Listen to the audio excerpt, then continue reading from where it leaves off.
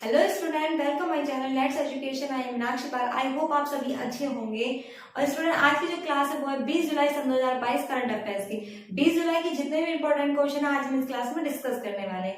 ये क्लास आपके सभी एग्जाम के लिए बहुत ज्यादा बेनिफिशियल है, चाहे वो कोई सा भी एग्जाम हो, अपकमिंग एग्जाम हो, लेखपाल, सुपर टेट, यूपीएससी पैट का एग्जाम या अग्निवीर में आने वाली जो तीनों सेनाओं के लिए भर्ती निकाली गई है उसका एग्जाम हो, तो उसमें आपका जो करंट अफेयर्स का पोर्शन है वो यहाँ से कंप्लीट हो जाएगा। ठीक है स्टूडेंट। सो स्टूडेंट, क्लास शुरू करने से पहले मेरी आपसे एक ही रिक्वेस्ट है कि अगर आपको क्लास पसंद आती है तो ज्यादा से ज्यादा लाइक कीजिए, शेयर कीजिए, चैनल को सब्सक्राइब कीजिए। ये क्लास आपको डेली की 8 बजे मिलेगी और शाम वाली क्लास है एक 6 बजे, जिसमें मैं आपको पॉलिटी पढ़ाती हूँ, जिसमें पॉलिटी का संविधान मैं पढ़ा रही हूँ और उसकी 3 क्लासेस हो चुकी है। अगर आपने वो क्लास नहीं देखी है तो जाकर के आप लिंक को डिस्क्रिप्शन में चेक कर लीजिए, प्लेलिस्ट में जाकर उस क्लास को देख लीजिए। ठीक है, तो आज की क्लास स्टार्ट करते हैं। तो फर्स्ट क्वेश्चन है कि किस देश की सुरक्षा एजेंसी एसबीयू के प्रमुख को उनके पद से हटा दिया गया है? क्या किस देश की सुरक्षा एजेंसी एसबीयू के प्रमुख को उनके पद से हटा दिया गया है? तो किस देश के प्रमुख को हटा दिया गया? यूक्रेन की जो सुरक्षा एजेंसी एसबीयू के प्रमुख है कौन है? इवान वागोनोव को उनके स्थान से हटा दिया गया। उनके साथ साथ ही शीर्ष लोक अभियोजक है। कौन है शीर्ष लोक अभियोजक है? इरिना बेनेडिक्टोवा। कौन है? इरिना बेनेडिक्टोवा को भी उनके स्थान से क्या कर दिया गया? बर्खास्त कर दिया गया है। ठीक है, और किसने बर्खास्त किया है? यूक्रेन के जो राष्ट्रपति हैं व्लादिमीर जेलेंस्की, उन्होंने इनको क्या कर दिया? बर्खास्त कर दिया। ये तो मैंने आपको बता दिया कि इनके राष्ट्रपति ने इनको बर्खास्त कर दिया, लेकिन क्यों कर दिया गया है? जो रूसी जासूस हैं या रूस में जो आने वाले देशद्रोही उनका पता लगाने में ये लोग क्या रहे हैं? विफल रहे हैं। ठीक है, कहने का मतलब यह है कि जो रूस के आने वाले लोग वहां पर जासूसी कर रहे हैं या तो जो देशद्रोही हैं उन लोगों को पता लगाने में ये विफल रहे हैं और इसी कारण से यहाँ के राष्ट्रपति ने इनको बर्खास्त कर दिया है। ठीक है, अब बात कर लेते हैं यूक्रेन की। तो यूक्रेन की कैपिटल क्या है? कीव है। ठीक है, और यहाँ के जो प्रेसिडेंट है वो कौन है? व्लादिमीर जेलेंस्की है। कौन है? व्लादिमीर जेलेंस्की है। ठीक है, और आपको पता है रशिया और रूस के बीच में बहुत दिनों से महायुद्ध चल रहा है, तो ये बहुत ही ज्यादा चर्चा में रहा है। इसी वजह से ये क्वेश्चन आपका बहुत ज्यादा इंपॉर्टेंट है, तो आप इसको बहुत अच्छी तरीके से ध्यान में रख लें, क्योंकि आने वाले एग्जाम में आपको रूस और यूक्रेन के बारे में से कोई भी क्वेश्चन उठकर पूछा जा सकता है। ठीक है, अब मैं आपको इसके साथ साथ ही रूस के बारे में भी बता देती हूँ। तो रूस की कैपिटल क्या है? मॉस्को है। ठीक है, यहाँ की कैपिटल क्या है? मॉस्को। यहाँ की और जो यहाँ की करेंसी क्या है? रशिया रूबल है। और यहाँ के प्रेसिडेंट कौन है? व्लादिमीर पुतिन है। कौन है? व्लादिमीर पुतिन है। और यहाँ के जो पीएम है वो कौन है? मिखेल मुश्ताकिन है। ठीक है, अब बढ़ते नेक्स्ट क्वेश्चन की ओर। तो नेक्स्ट है कि किस देश में आपातकाल की घोषणा कर दी गई है? क्या है कि किस देश में आपातकाल की घोषणा कर दी गई है? तो कहाँ कर दी गई है? श्रीलंका में कर दी गई है। कहाँ कर दी गई? श्रीलंका में। आपको पता है जो श्रीलंका तो अपने आर्थिक संकटों से बहुत बुरी तरीके से जूझ रहा है, ना वहाँ खाने की कुछ है और ना ही लोगों के पास सामान रह चुका है, इसलिए लोग वहां कर बहुत ही ज्यादा परेशान है। ठीक है, और अभी मैंने कुछ दिन पहले बताया था यहाँ के राष्ट्रपति जो थे गोटाबाया राजपक्षे ने इस्तीफा दे दिया था।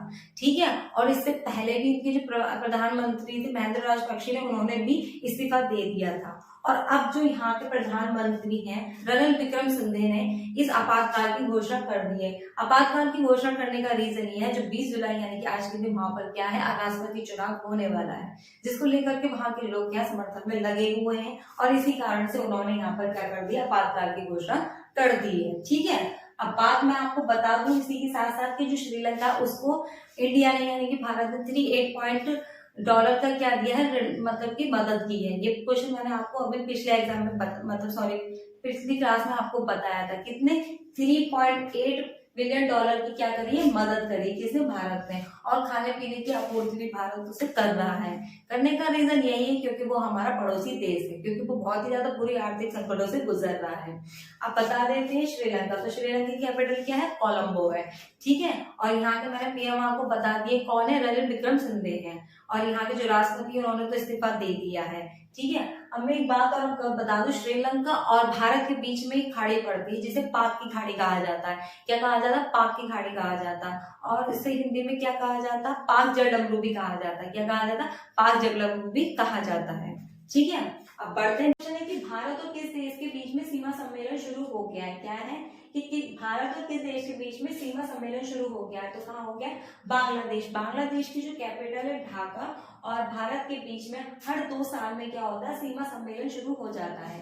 ठीक है। और ये जो सीमा सम्मेलन होता है इसका रीजन क्या है? इसका रीजन ये है जो सीमा सुरक्षा सम्मेलन है उसके बीच में उन मुद्दों को लेकर वार्ता रखी जाती है। और इस जो सीमा सम्मेलन को जो प्रतिनिधित्व कर रहे हैं, यानी कि जो भारत से प्रतिनिधित्व कर रहे हैं, वो कौन कर रहे हैं? सीमा सुरक्षा बल के निदेशक पंकज कुमार सिंह कर रहे हैं। कौन कर रहे हैं? पंकज कुमार सिंह कर रहे हैं सीमा सम्मेलन का प्रतिनिधित्व। ठीक है। अब बात कर लेते हैं बांग्लादेश की। तो बांग्लादेश की कैपिटल क्या है? ढाका है। यहाँ की करेंसी क्या है? टका है। यहाँ की जो प्रेसिडेंट है वो कौन है? शेख हसीना है। और यहाँ के जो प्राइम मिनिस्टर वो कौन है? अब्दुल्ला हामिद है। कौन है? अब्दुल्ला हामिद है। ठीक है। अब बात कर लेते हैं नेक्स्ट क्वेश्चन की। तो किस प्रसिद्ध गजल गायक का निधन हो गया है? क्या है? किस प्रसिद्ध गजल गायक का निधन हो गया है? तो किनका हो गया? भूपिंदर सिंह का हो गया। किनका हो गया? भूपिंदर सिंह का हो गया। ये बहुत ही बड़े गजल गायक थे प्रसिद्ध। ठीक है। 82 वर्ष की आयु में इनका निधन हो गया है। ठीक है। अब बात करते हैं नेक्स्ट क्वेश्चन की। तो है कि किस देश ने गूगल पर 21.8 अरब रूबल का जुर्माना लगाया है? क्या है कि किस देश ने गूगल पर 21.8 अरब रूबल का जुर्माना लगाया है? किसने लगाया है? रूस ने लगाया है। रूस ने 21.8 अरब रूबल का जुर्माना लगा दिया है। किस पर? गूगल पर लगा दिया है। ठीक है। अब क्यों लगा दिया इसके बारे में बता देते हैं। कुछ कंटेंट रखे गए थे जिसके द्वारा गूगल के द्वारा रखे गए थे, और जो रूस ने कहा था कि वो बेबुनियादी है, क्योंकि रूस ने उसको उन कंटेंटों को क्या बनाया? अवैध माना है, और गूगल ने उनको हटाने से मना कर दिया। और इसी कारण से क्या करा है इसने? रूस ने 21 अरब रूबल का गूगल पर जुर्माना लगा दिया है। ठीक है। अब बात कर लेते हैं रूस की। वैसे मैंने आपको बता दिया, एक बार मैं रिकॉल फिर से कर देती हूँ। तो रूस की कैपिटल क्या है? मॉस्को। यहाँ की करेंसी क्या है? रसिया रूबल है। और यहाँ के जो प्रेसिडेंट है वो कौन है? व्लादिमीर पुतिन है। ठीक है। अब बात करते हैं नेक्स्ट क्वेश्चन की। तो नेक्स्ट क्वेश्चन है कि निशानेबाज महराज खान ने स्कीट में कहाँ ऐतिहासिक स्वर्ण जीता है? यानी कि जो भारतीय खिलाड़ी निशानेबाज महराज खान है उन्होंने स्कीट में कहाँ ऐतिहासिक स्वर्ण जीता है? तो चांगबांग में जो हो रहे हैं मैच वो हो रहे हैं कि ISSF में निशानेबाजी में विश्व कप में इन्होंने जो पुरुषों की स्कीट स्पर्धा थी उसमें इन्होंने इस स्वर्ण को जीता है। किसने? महराज खान ने। ये कौन है? ये भारत के निशानेबाज मतलब क्या है? खिलाड़ी हैं, और ये यूपी के रहने वाले हैं, और इनकी आयु कितनी? 31 वर्ष है। ठीक है। इससे पहले भी ये स्वर्ण मेडल जीत चुके हैं। ठीक है। अब बात कर लेते हैं ISSF की। तो इंटरनेशनल शूटिंग स्पोर्ट फेडरेशन, इसकी स्थापना कब हुई थी? 1992 में हुई थी, और इसका जो हेडक्वार्टर है वो कहाँ पर है? मुंबई में है। ठीक है। अब बात करते हैं नेक्स्ट क्वेश्चन की। तो नेक्स्ट है कि किस देश के ऑलराउंडर ने अंतरराष्ट्रीय क्रिकेट से संन्यास लेने की घोषणा की है? क्या कि किस देश के ऑलराउंडर यानी कि खिलाड़ी ने अंतरराष्ट्रीय क्रिकेट से संन्यास लेने की घोषणा की है? तो इंग्लैंड के खिलाड़ी हैं बेन स्टोक्स। कौन है? बेन स्टोक्स ने अंतरराष्ट्रीय क्रिकेट से संन्यास लेने की घोषणा कर दी है, और इन्होंने अपना जो लास्ट मैच था वो अफ्रीका के विरुद्ध खेला है। ठीक है। इंग्लैंड से इन्होंने अफ्रीका के विरुद्ध में ही अपना लास्ट मैच खेला, और इसके बाद में इन्होंने संन्यास की घोषणा कर दी है। ठीक है। अब बात करें नेक्स्ट क्वेश्चन की। तो नेक्स्ट है कि वित्त मंत्रालय के अनुसार भारतीय राष्ट्रीय ध्वज की बिक्री के लिए लागू GST दर कितनी रखी गई है? यानी कि जो वित्त मंत्रालय है हमारा, उसके अनुसार भारतीय राष्ट्रीय ध्वज है यानी कि हमारे देश का जो झंडा है उसकी बिक्री के लिए जो लागू GST दर है वो कितनी रखी गई है? तो 0% रखी गई है। इनका कहने का मतलब है, यानी कि वित्त मंत्रालय ने बोला है कि जो हमारा भारतीय ध्वज है वो कपड़े से बनाया जाए, हाथ से बनाया जाए, या मशीनों के द्वारा बनाया जाए, या पॉलिएस्टर के द्वारा बनाया जाए, उस पर कोई भी GST कर नहीं लगेगा। ठीक है। उस पर भी कोई भी GST दर को मना कर दिया गया है, क्योंकि अब जो हमारी क्या है 15 अगस्त आ रही है। ठीक है। 15 अगस्त यानी कि जो हमारा स्वतंत्रता दिवस है उस पे जो ध्वजारोहण होने वाले हैं, और जो देश में क्या चल रहा है 75वां जो महोत्सव चल रहा है, अमृत महोत्सव चल रहा है, उसके तहत में कम से कम 3 करोड़ क्या है झंडे फहराए जाएंगे। तो उनकी सिलाई में लगने वाले कर को बिल्कुल ही जो वित्त मंत्रालय उसको मना कर दिया है, यानी कि उस पर कोई भी कर नहीं रहेगा, वो 0% रहेगा। ठीक है। अब बात कर लेते हैं नेक्स्ट क्वेश्चन की। तो नेक्स्ट क्वेश्चन है कि किस IIT कंपनी ने 110 मिलियन यूरो में डेनमार्क स्थित बेस लाइफ साइंस का अधिग्रहण करेगी? कहने का मतलब ये है कि वो कौन सी IIT कंपनी है जो 110 मिलियन यानी कि टोटल 875 करोड़ रुपए में डेनमार्क में स्थित बेस लाइफ साइंस कंपनी को खरीदेगी? तो वो कौन है? इन्फोसिस है। ठीक है। इन्फोसिस जो है वो है IIT कंपनी है, और जो ये 875 करोड़ में जो क्या है डेनमार्क में जो स्थित बेस लाइफ साइंस का क्या है खरीदारी मतलब खरीदेगी। और जो इसके मतलब इन्फोसिस के जो निर्देशक यानी कि जो प्रेसिडेंट हैं रवि कुमार सिंह जो हैं, उन्होंने ये बोला गया है कि ये जो टेक्सटाइल को जो आईआईटी टेक्सटाइल को क्या मजबूती प्रदान करेगी और उसकी जो एक्सपर्टाइज को उसके भी मजबूती प्रदान करेगी। ठीक है, कौन? डेनमार्क की स्थित बेस लाइफ साइंस कंपनी जो है किसके करेगी? इन्फोसिस को करेगी। और इन्फोसिस के जो निर्देशक है वो कौन है? रवि सिंह एस है। कौन है? रवि सिंह एस है। ठीक है, अब बात कर लेते हैं नेक्स्ट क्वेश्चन की। नेक्स्ट क्वेश्चन है कि भारत में बांग्लादेश का अगला उच्चायुक्त किसे नियुक्त किया गया है? क्या है? भारत में बांग्लादेश का अगला उच्चायुक्त किसे नियुक्त किया गया है? तो किसे किया गया है? मुस्तफिजुर रहमान को किया गया है। कौन है ये? मुस्तफिजुर रहमान है।